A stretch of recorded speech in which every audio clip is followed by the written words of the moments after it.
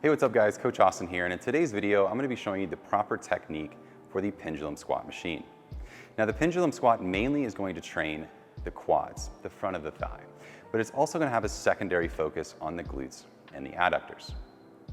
Now, if you're new to strength training or you're newer to this machine, I would advise performing a couple reps without any load on the machine. Each machine is going to be slightly different while also having more of a bias towards the bottom or the top. In this specific machine, there's going to be more of a bias, more of the load is going to be biased towards the bottom of that movement, okay? So be prepared for that. So as we crawl into this machine, we're going to rest our shoulders on the pad here, be sure that our back is flush to this pad, and we're going to want to drive through the platform and roll this back, okay?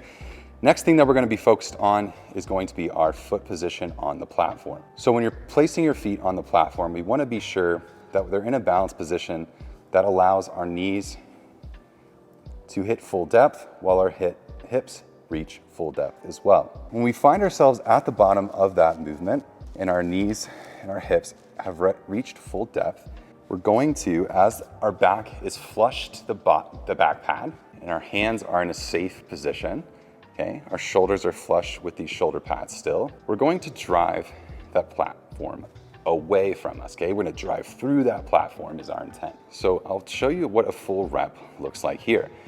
Controlling the eccentric, bracing the core, and in terms of breathing, we'll inhale on the way down,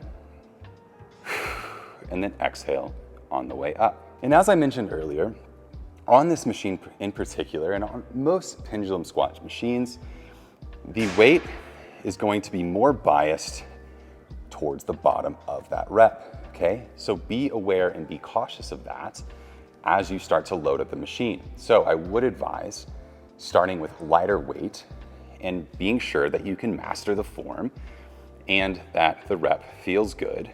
And you can do a nice set of between 8 and 10 reps before increasing the load up.